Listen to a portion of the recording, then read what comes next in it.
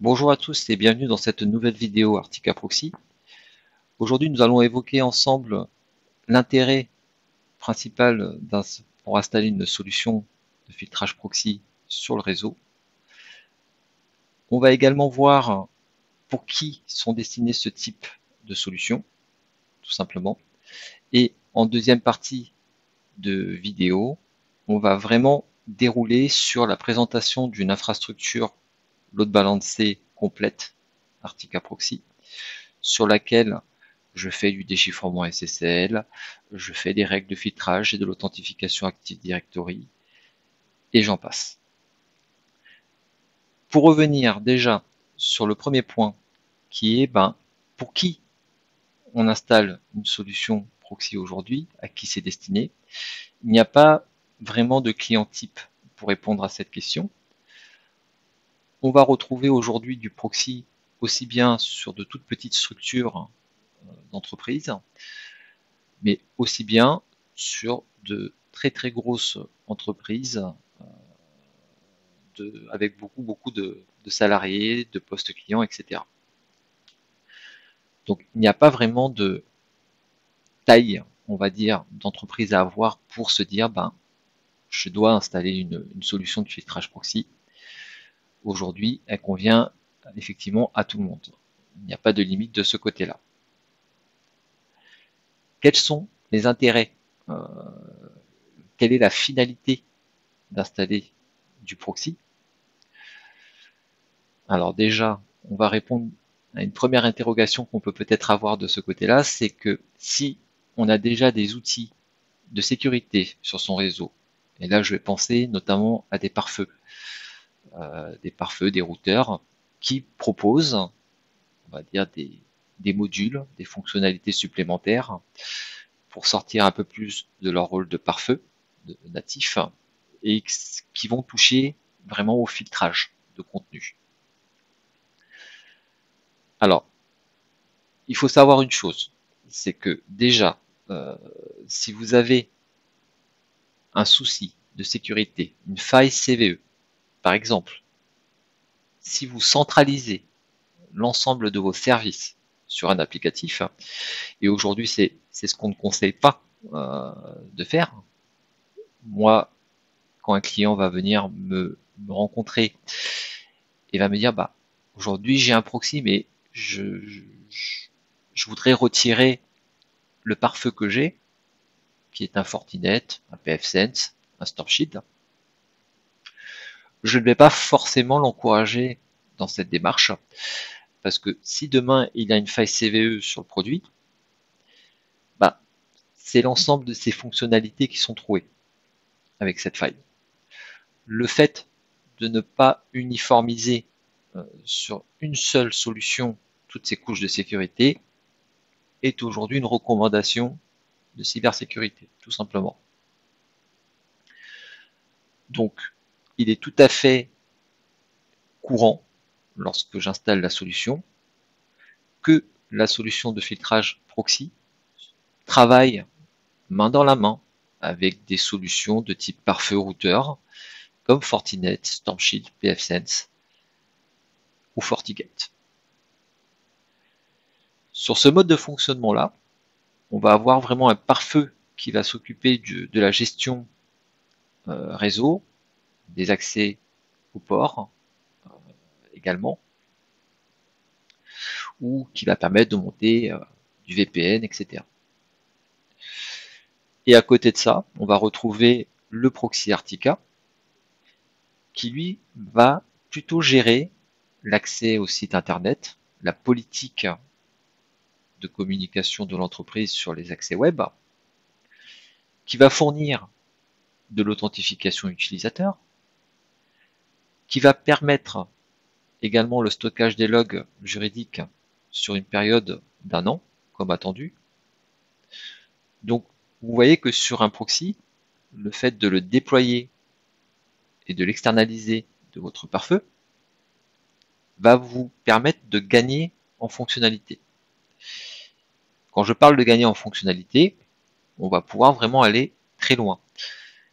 C'est-à-dire qu'en plus de fournir de l'authentification ou du filtrage, On va également pouvoir fournir de l'infrastructure en équilibrage de charge, donc qui va être composé d'un load balancer et de plusieurs proxys.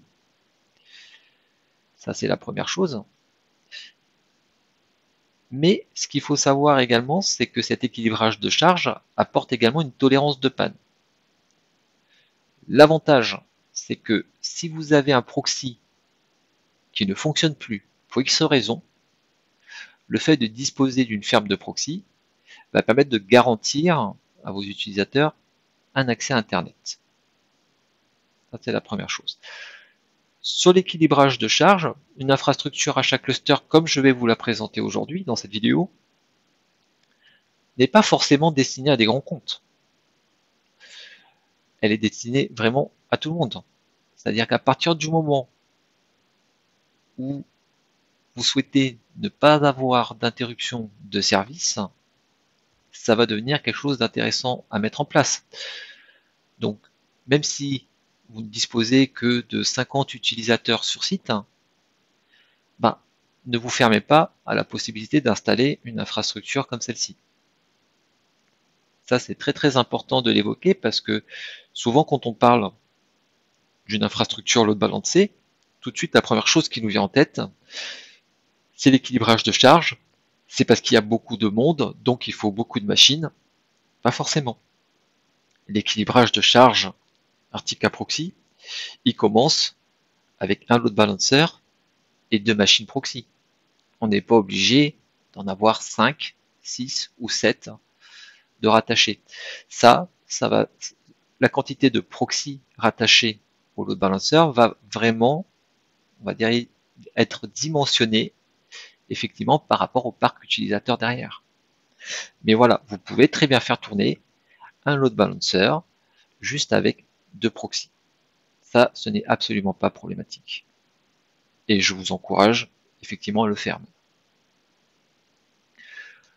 Dans cette vidéo, nous allons voir maintenant le fonctionnement d'une infrastructure comme celle-là. Le but, c'est de vraiment vous montrer en situation à quoi elle sert, comment elle fonctionne, et par la suite, vous aurez de prochaines vidéos qui vous montreront vraiment étape par étape la mise en route d'une infrastructure de ce type. Aujourd'hui, on n'est vraiment pas sur de la configuration de chacune des fonctionnalités. C'est vraiment une présentation de la solution et de son fonctionnement, tout simplement, pour mieux comprendre quel est l'intérêt, en fait. Pour vous démontrer tout cela, vous avez ici dans cet onglet, si vous regardez mon navigateur, un environnement virtuel Proxmox sur lequel j'ai préparé un certain nombre de machines. Première machine que je vais évoquer, c'est celle-ci, donc qui est mon load balancer, que vous retrouvez ici ensuite, vraiment si j'accède à l'interface web d'administration de ce load balancer. Vous avez ensuite un PRX1LB qui est donc mon proxy 1, maître de configuration, mon proxy 2, esclave de configuration, un contrôleur de domaine ici, et un poste client qui est donc membre de ce contrôleur de domaine. Donc vous voyez, on a vraiment un écosystème là complet pour vous démontrer un petit peu tout ce que je dois vous montrer.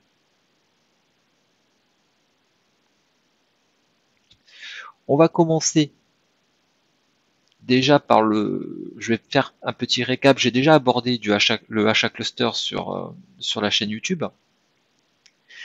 Mais pour reprendre rapidement son fonctionnement, c'est un load balancer avec 2 proxys dans sa ferme, 2 proxys tout simplement, qu'on peut retrouver donc ici.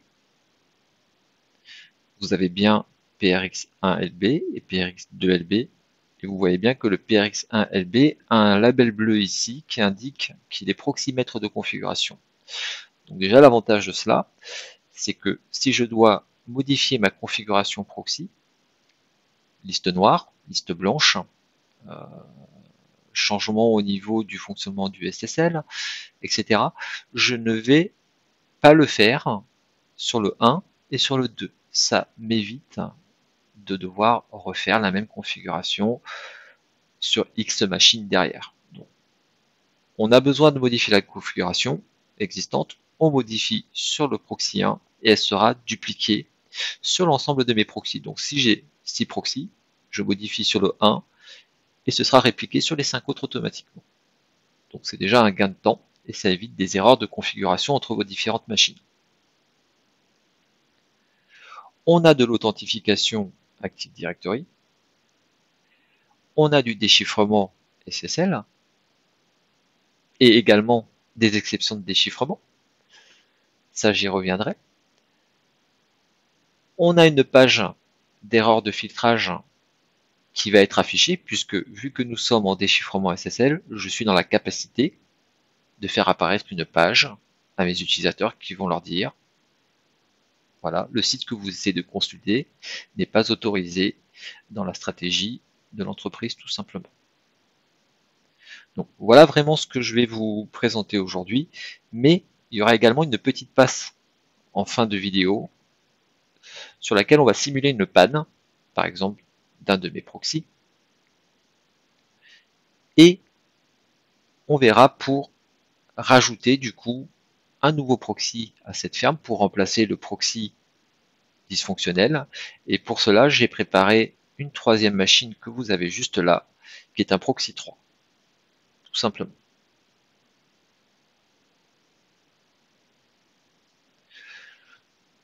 On va passer sur un poste client que j'ai préparé juste ici. Dans ce poste client, on va vérifier ma configuration proxy. Vous voyez que je pointe ici sur un script de configuration automatique ProxyPack WPAD qui est http://lbartica.lab.local/proxy.pack. Donc vous voyez par son nom, ici je pointe effectivement vers mon load balancer.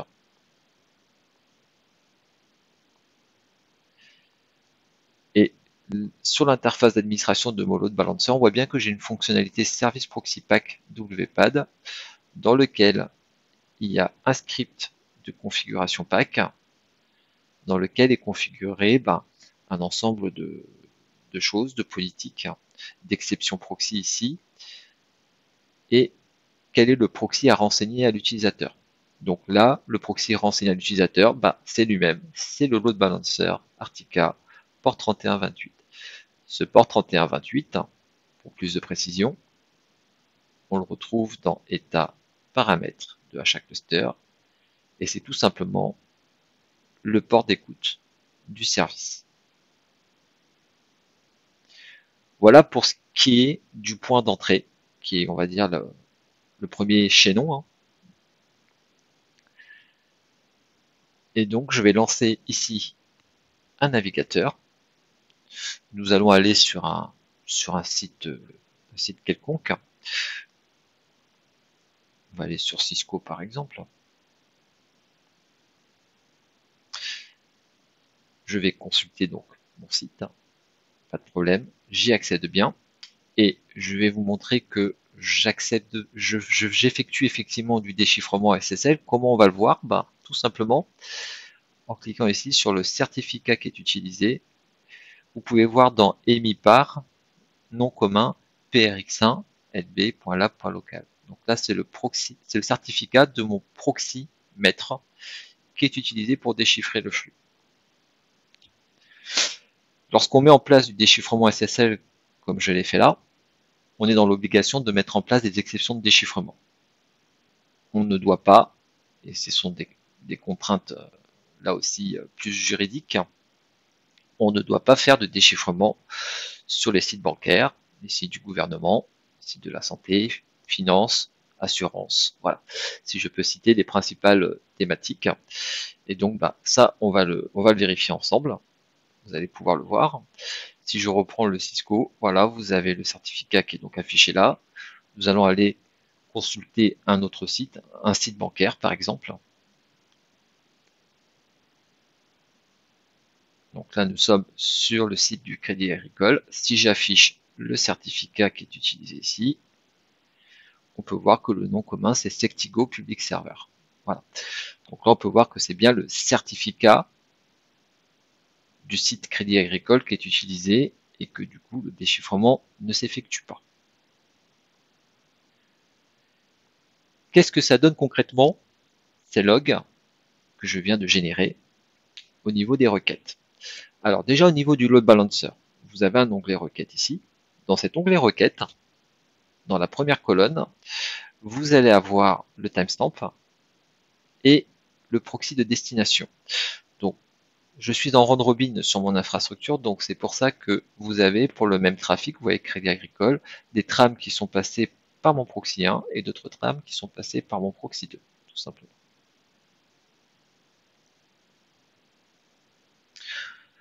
Vous allez avoir dans la deuxième colonne l'IP du poste source, sa MAC adresse, mais également son nom, l'utilisateur qui est connecté à ce poste, puisque je vous l'ai dit en début de vidéo, nous avons de l'authentification qui est fonctionnelle, authentification avec Active Directory, qui est une authentification donc silencieuse. Vous avez pu voir qu'elle n'était pas demandée sur mon poste client, cette authentification, puisque je suis connecté avec un compte du domaine sur un poste du domaine.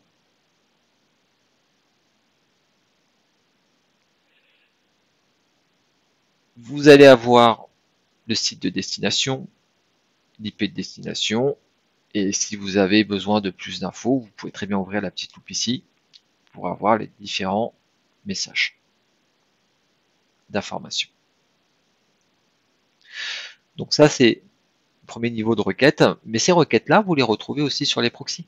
Donc là, vous voyez, si je passe sur proxy 1, requête, vous voyez qu'on retrouve également les logs. Alors, il faut savoir que sur la lecture de log, comme par exemple sur un log bloqué, nous allons voir ça tout de suite. Donc, je vais provoquer un blocage. Et là, vous allez voir que déjà, d'une part, je vais être routé vers ma page de filtrage. Ça, c'est important. C'est quand même super pratique. Mais vous allez voir ce que ça donne après au niveau des logs.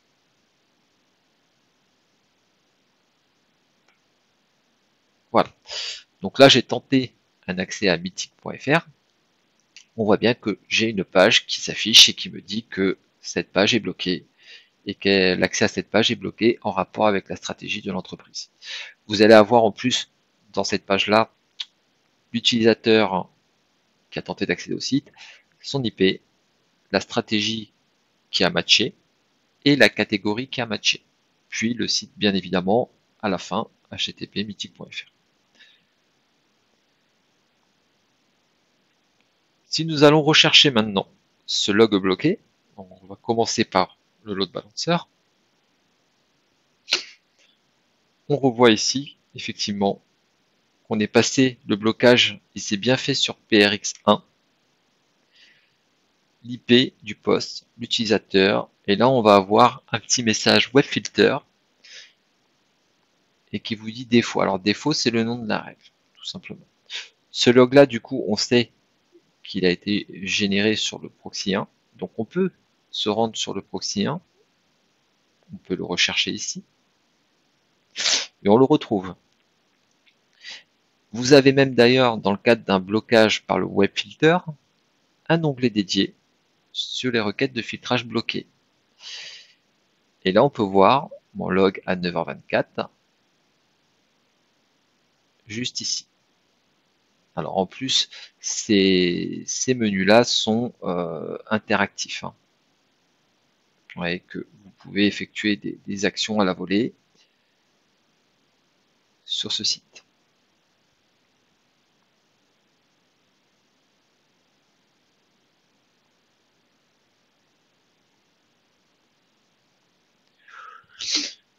Autre petit test intéressant qu'on peut effectuer, on va lancer une vidéo YouTube.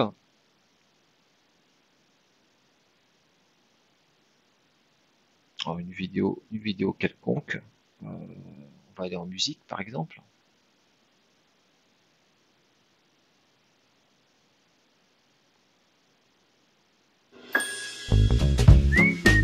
On va juste couper le son. On va laisser tourner du coup cette vidéo en arrière-plan.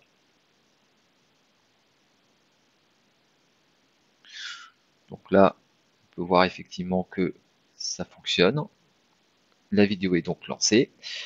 Et ce que je vais vous montrer maintenant, c'est que je vous ai montré tout à l'heure qu'on était en round robin. Donc mes trames, elles passent aussi bien par le proxy 1. On va se remettre en requête globale. Ouais, on a du Google Vidéo, du YouTube. Si je vais sur le proxy 2, je retrouve les mêmes choses. Voilà. Donc je passe bien actuellement par mes deux machines proxy. Nous allons stopper ici le proxy 2.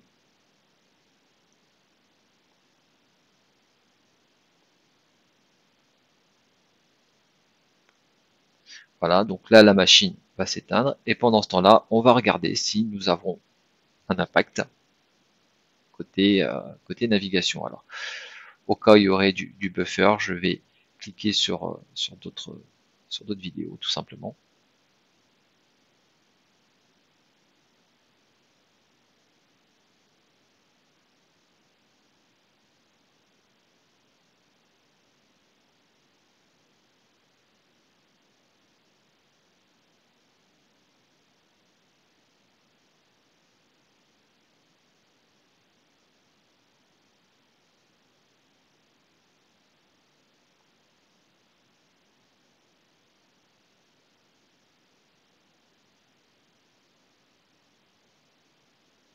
Donc là, on voit que j'ai de la navigation, on voit que mon proxy 2 du coup est éteint. On peut voir sur le load balancer d'ailleurs son statut, ce proxy 2, comme quoi il est en erreur de connexion et qu'il est arrêté. Donc dans ce cas de figure là, mon proxy 2 n'est plus servi aux utilisateurs, tout simplement.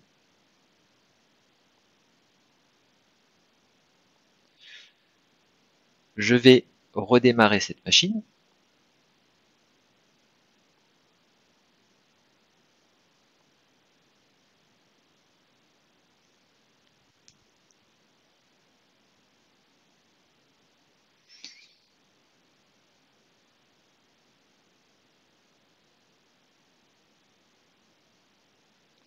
Et lorsqu'elle sera totalement démarrée, elle sera donc reproposée à nouveau à mes utilisateurs au niveau de la ferme proxy. Ici. Pour l'instant, elle démarre. Vous voyez que, bah voilà, c'est déjà, en fait, c'est déjà en ligne. C'est plus rapide que ce que je pensais.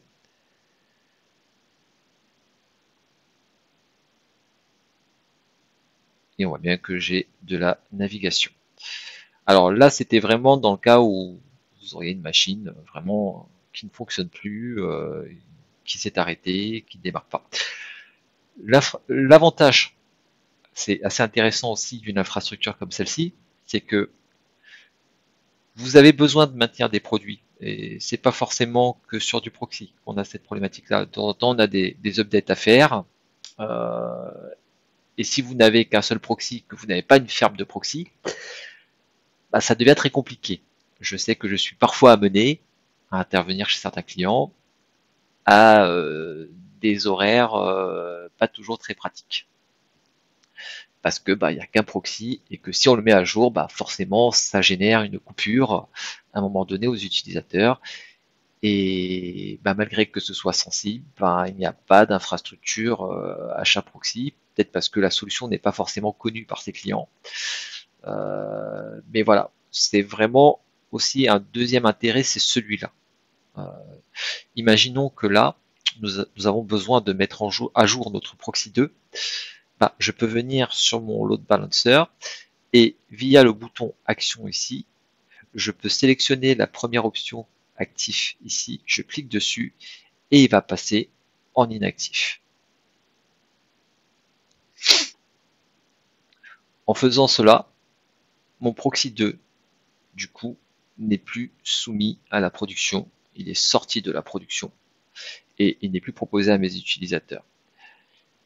Si jamais j'avais des utilisateurs qui étaient actifs dessus, sur ce proxy, lorsque je l'ai passé en inactif, la solution est assez intelligente pour laisser la session de l'utilisateur se terminer avant de le couper. Voilà, tout simplement. Donc il va attendre que la session se termine et le load balancer le bascule ensuite pour la session suivante sur le proxy 1.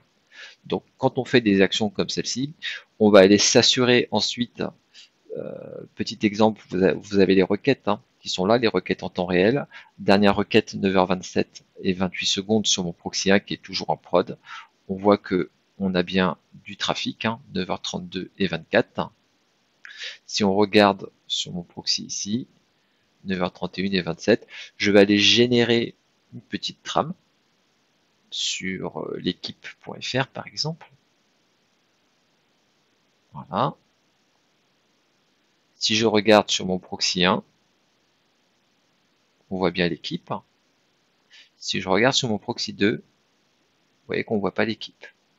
Donc effectivement, ce système de requête temps réel va me permettre de vraiment valider à un moment donné que je n'ai plus personne sur cette machine pour entreprendre une mise à jour importante ou un redémarrage complet du serveur. Je vais donc repasser la machine en actif.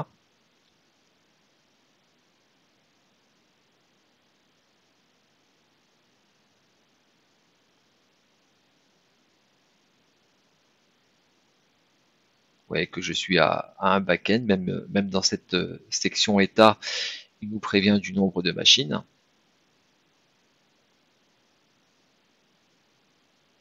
Là, vous voyez, on est repassé à 2. Pour finir et conclure sur cette vidéo de présentation d'un proxy à chaque cluster, nous allons générer une autre panne, tout simplement. On va émettre le cas de figure où c'est mon proxy 1 qui tombe en panne. Donc, vous voyez, mon proxy 1, comme c'est indiqué, est proxy maître de configuration. Alors, ce n'est pas un problème. Si ce cas de figure se présente, ce qu'on va généralement faire, c'est que sur le proxy secondaire, le slave, je vais cliquer dessus. Je vais aller dans les paramètres globaux ici et je vais lui passer le statut de maître. On ne peut pas avoir deux proxy maîtres dans une grappe. Je vais donc appliquer ceci. Là, vous voyez que le label a switché. Ce que je peux faire, c'est vérifier ensuite en rafraîchissant l'interface web de mon proxy 2 dans Système. Vous voyez que le cluster est passé en mode maître et que sur mon proxy 1 qui était maître, si on va dans le même menu, pour l'instant il n'a pas encore été notifié, mais il va passer du coup en mode esclave. Je peux éventuellement le notifier, mais on va dire que ça n'a même pas d'importance puisqu'on part du principe que cette machine est de toute façon en panne et qu'elle est vouée à être remplacée. Le plus important, c'est surtout que votre proxy 2, ici, qui lui est fonctionnel, ait bien son cluster en mode maître. On va donc éteindre maintenant ce proxy 1.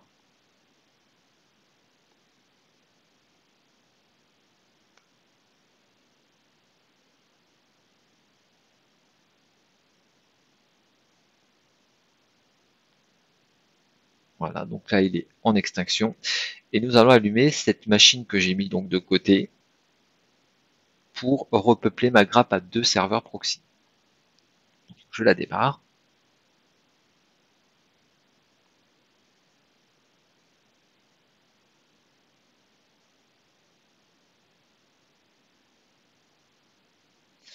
Pendant que ce nouveau serveur démarre, nous allons venir sur notre load balancer et nous allons cliquer sur le bouton action sur la ligne du proxy 1 que je viens d'arrêter et nous allons donc le supprimer de la grappe. Voilà. On peut lancer une reconfiguration du nœud. Voilà. Donc là, on est avec un serveur disponible maintenant. Bien passer à un serveur backend.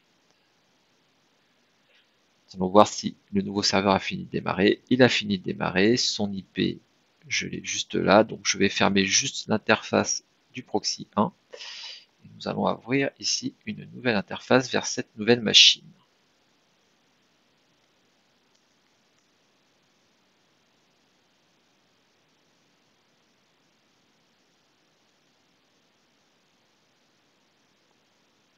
Donc elle est bien démarrée. Et donc cette nouvelle machine va être le nouvel esclave, tout simplement, de ma ferme. Donc on retourne sur notre load balancer. On va faire un nouveau serveur client ici. On va renseigner le nom.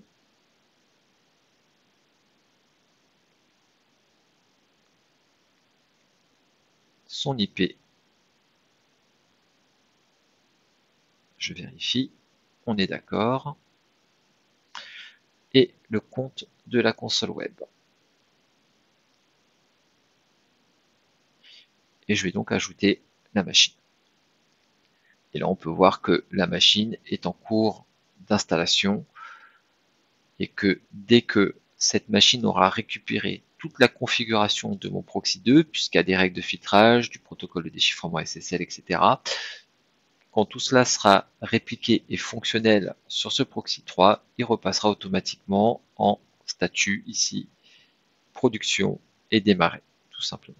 Voilà. Je ne vais pas vous garder jusqu'au bout de la vidéo, mais si je peux terminer sur quelques mots, je compte sortir d'ici quelques jours une playlist complète. Donc cette playlist complète est une playlist dédiée sur ce que je vous ai présenté aujourd'hui. C'est une playlist HACluster V2 dans laquelle vous allez retrouver environ 5 ou 6 vidéos qui vont vous guider en fait étape par étape sur la configuration complète du load balancer, la mise en place de l'authentification Active Directory, la configuration de votre proxy master, le rattachement des différents backends au load balancer et des petits extras comme le déchiffrement SSL, le service de filtrage de pages d'erreur, etc., etc.